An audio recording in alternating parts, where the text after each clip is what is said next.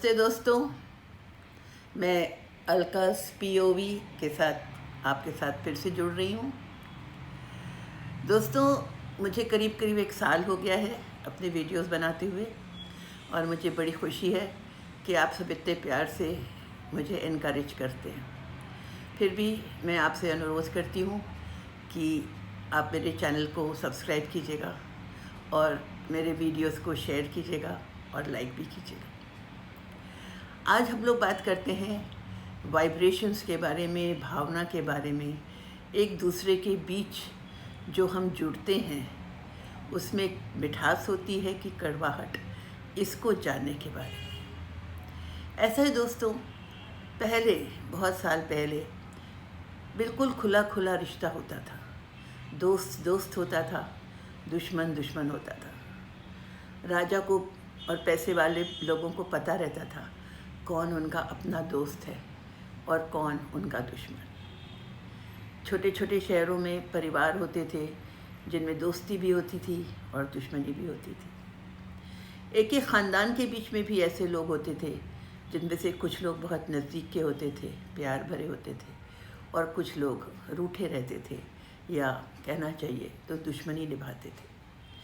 कहने का मतलब ये है मेरा कि पहले बहुत खुला खुला होता था कि ये लोग हमारे दुश्मन हैं और ये लोग हमारे मित्र हैं।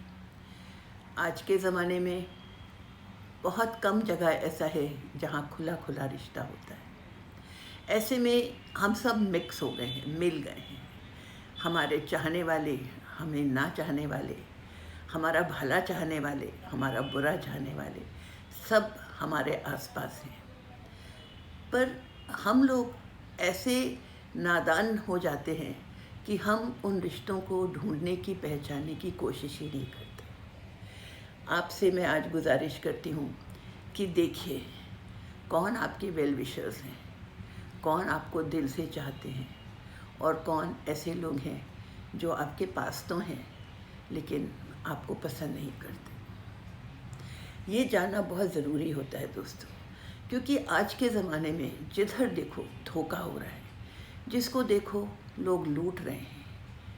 पास के लोग करीब आते हैं और अपना मतलब निकालते हैं, और जब मतलब निकल जाता है तो छोड़ जाते हैं। और जो बेचारा छूट जाता है वो अपने आप को ब्लेम करता है कि मैंने समझा क्यों नहीं। हम सब ऐसे हैं, हम कोशिश ही नहीं करते समझने की।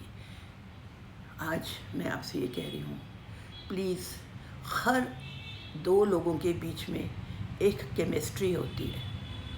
या तो वो चुंबक के जैसे करीब लाती है प्यार भर के, और या जिसे कहते हैं रिपेल करती है, एक दूसरे से दूर करती है।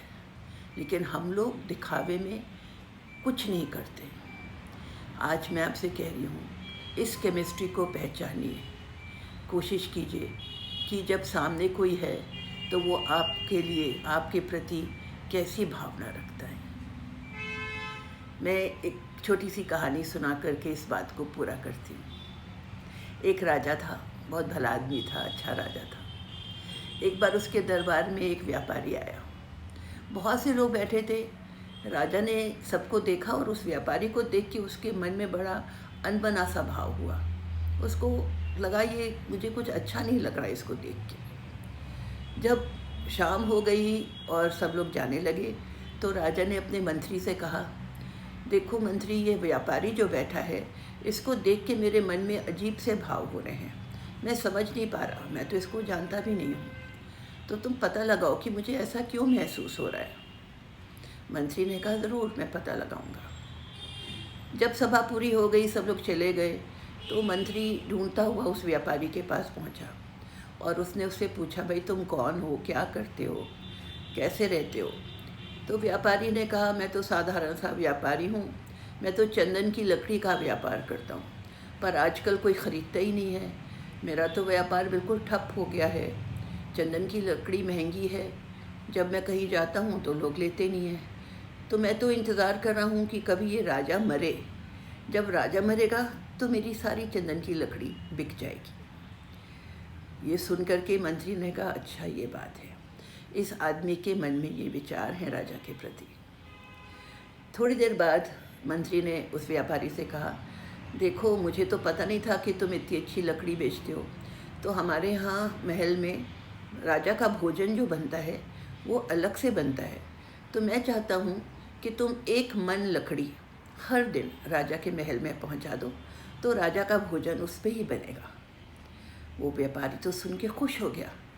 उसने कहा ये तो बहुत अच्छी बात है, और वो हर दिन राजा के महल में लकड़ी बेचने लगा।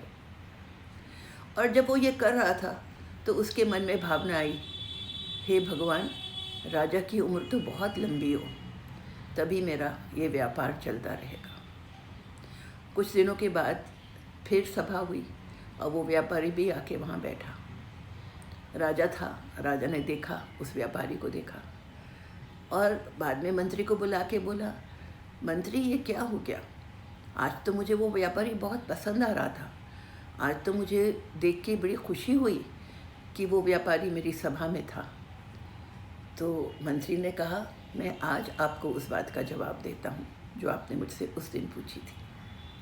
और फिर उसने राजा को वो पूरी बात बताई। दोस्तों, इस कहानी से आप समझ जाएंगे अगले के मन में जो भावना होती है वो हम तक पहुंचती है। हमारा काम है उसको पहचानना और उसके हिसाब से अपना रिश्ता बनाना। आशा है आपको मेरी बात पसंद आई होगी।